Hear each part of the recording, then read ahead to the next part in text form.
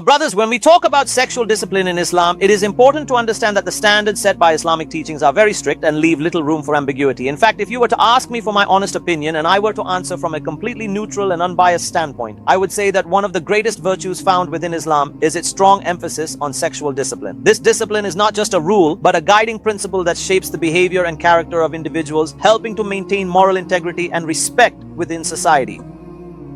Islam does not endorse or support free sex in any context in any way whatsoever, nor does it support being sex-free. These are two terms. One is free sex, which is the trial of immorality. The other is sex-free, which was practiced in the form of monasticism, where one doesn't marry, making oneself impotent or castrated. That is what being sex-free means. So this is not in Islam, and neither is free sex. These two extremes do not exist within Islam. In this context, there is a very important hadith, a consensus hadith from Bukhari and Muslim. Often, this hadith is recited during the sermon at the time of marriage. In Sahih Bukhari, according to the international numbering, it is 5063. In Sahih Muslim, 3403. And it is also in Mishkat, number 145. That three people, three companions, may Allah be pleased with them, came to the mothers of the believers in the absence of the Prophet, peace be upon him. From behind a curtain they asked about the Prophet's affairs, how much he worshipped and how many fasts he kept. So the mothers of the believers told them about the Prophet's normal life. Then they discussed among themselves, and they considered the Prophet's worship to be little. These are the words of the hadith. Then they discussed that the Prophet, peace be upon him, is already forgiven, so he doesn't need to pray more or offer voluntary prayers. This is our need. One person said, I will pray voluntary prayers all night every day. The second said, I will keep a voluntary fast every day. The third said, I will not marry. One has to manage a household and then a person becomes heedless of Allah. This is like the example that Allah Almighty has placed all these things as a test, and you just run away from the examination room. That's what it is. Anyway, when this reached the Prophet, peace be upon him, when he returned home, he called the three of them and scolded them, and the Prophet, peace be upon him, used such harsh words. He said, I fear Allah more than you do, and I have a greater sense of piety and reverence towards Allah than you do. My awareness of His presence is deeper, and I strive to be more mindful of His guidance in my actions and intentions. The Prophet, peace be upon him, said, by Allah, I keep voluntary fasts and I also break them. I pray at night and I also rest. And I have married women, and this marriage is my sunnah. Marriage is my sunnah. Whoever turns away from my sunnah is not of me. Marriage is my sunnah. Whoever turns away from my sunnah is not of me. A complaint reached the Prophet, peace be upon him, about Abdullah bin Amr bin As, especially from his wife, saying he prays voluntary prayers all night and gives me no time at all. So the Prophet, peace be upon him, summoned Abdullah bin Amr bin As, scolded him and said, Abdullah, I've heard that you fast every single day and pray voluntary prayers all night. Then the Prophet, peace be upon him, said, Abdullah, if you stay awake every night, your eyes will eventually go blind. Now he didn't say, O Messenger of Allah, peace be upon him, Allah will protect my eyes. You see, the Prophet's, peace be upon him, speech was scientific. It was very clear-cut and direct.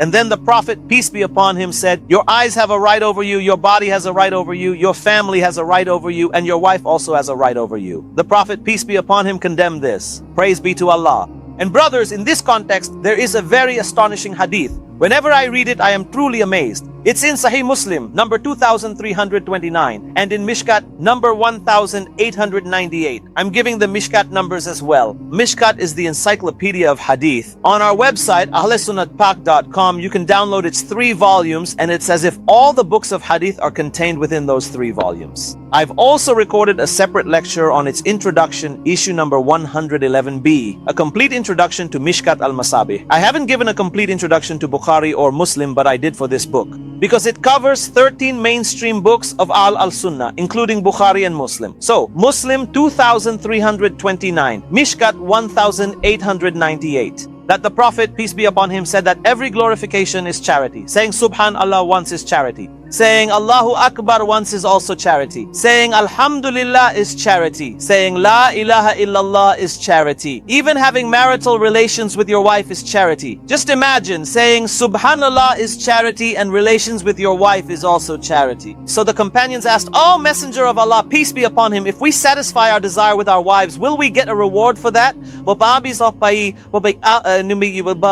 The Prophet, peace be upon him, gave a very anti-venom type of answer, a philosophical answer. He said, tell me, if you satisfy this desire in a forbidden way through adultery or some other dirty way, would you be sinning? They said, yes, O Messenger of Allah.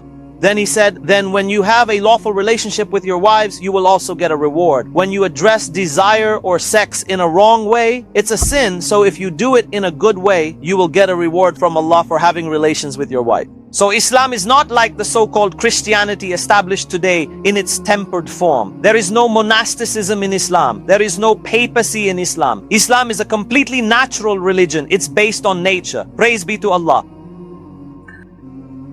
Anyway, in Islam, if someone wants to love, it must be with their wife, within the binding of marriage. And Islam does not support free sex. Islam doesn't place restrictions on sexual relations, except for a few things that I'll mention today, but only with one's wife. That relationship should be maintained so that a family system can come into existence. And my brothers, the special bond between husband and wife, this unique connection, the two most effective things for this bond are, number one is children, and number two is sex.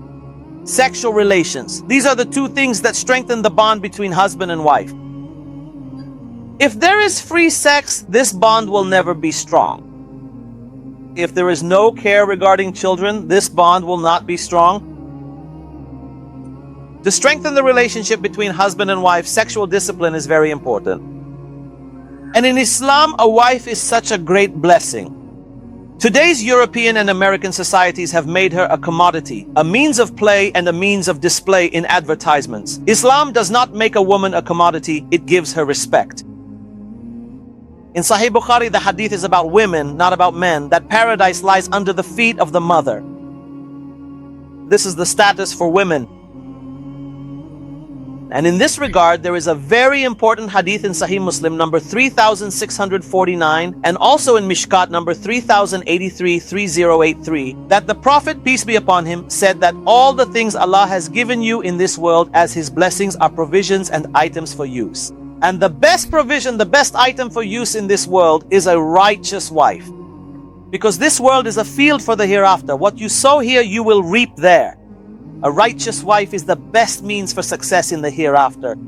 Even if there are the most wicked people, the most shameless people, if you ask them to find a match for marriage, they will say, look for a woman who wears a veil, someone completely honorable. And what about the mess you've made? So the Quran says that for wicked men, there are wicked women, and for righteous men, there are righteous women. There can be exceptions, like a trial from Allah, but overall, in the majority of cases, this rule applies. So even the most shameless person desires that his wife should be exclusively for him. But we have seen many married people who, after marriage, become more involved in misconduct regarding sex. So why do they then have such expectations of others? The way you conduct your affairs, the same may happen to you. May Allah protect us. In this context, there is an eye-opening hadith, especially for the many young men here who aren't married yet. It's very important for them. Brother, mine happened 12 years ago, so we can't really do anything about it now. Alright, the hadith is in Sahih Bukhari, 5090, Sahih Muslim, 3635, and in Mishkat, 3082, that the Prophet, peace be upon him, said that a woman is married for 4 reasons. Number 1, wealth. Number 2, her noble and distinguished lineage. Number 3, her remarkable and captivating beauty. And number 4, her deep sense of religiousness and devotion. And then the Prophet, peace be upon him, used very strong words. It was an Arabic idiom. He said, may your nose be covered in dust. O servants of Allah, achieve success by marrying a religious woman. Meaning, keep those first 3 things as the lowest priority. Look at a woman's religiousness as the top priority.